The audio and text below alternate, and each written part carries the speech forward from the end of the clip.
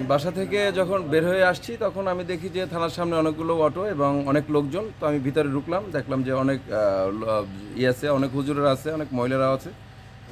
তো অনেক সময় ধরে আমি দেখতেছিলাম, কিন্তু দেখার পরে দেখলাম যে থানায় সেখানে পুলিশ আছে, সুশৃঙ্খলভাবে মানে দেয়া শুরু হয়েছিল। 30-40টা বা মাদ্রাসাকে তারা এতিমখানায় দিয়েছে। এরপরে হঠাৎ করে পুলিশের সামনেই একটা মানে কি একটা লুটতরাজের একটা বিষয়, যেখানে আমাদের আমতলী উপজেলার আমতলী থানায় সর্বোচ্চ বা নিয়ম শৃঙ্খলা বা আইন শৃঙ্খলা যেখানে বজায় থাকবে সেই জায়গাটাতে বসে এতগুলো মাছ এতভাবে লুটপাট হয়ে যাওয়াটা একদম মানে আমি ভাবতেই পারি না যে বিষয়টা কি। প্রশাসন উপস্থিত ছিল কিনা সেখানে? প্রশাসনের লোকজন? হ্যাঁ, প্রশাসনের লোক, পোশাকধারী লোক উপস্থিত ছিল এবং জনগণ তো ছিলই।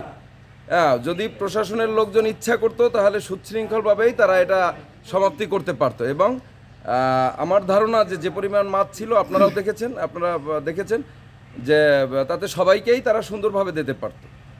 যে আমি একজন সঙ্গীত শিল্পী, একজন সমাজকর্মী, একজন সাংবাদিক হিসাবে আমি আসলে এটা কোনোভাবেই মেনে নিতে পারছি না। আমি যে আমতলীর জনগণ, আমার বাসার কাছেই থানা, সেখানে এরকম একটা অপ্রীতিকর ঘটনা একদম মানে এটা মানার মতো না, মানতে পারছিও না।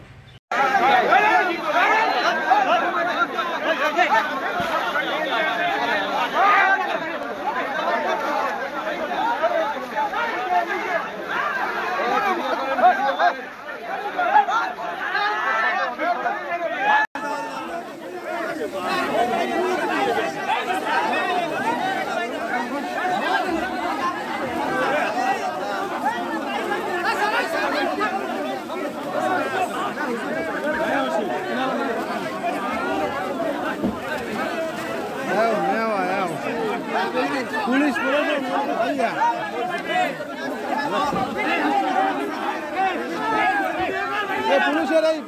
পুলিশ অপারক এই মাছ দিতে।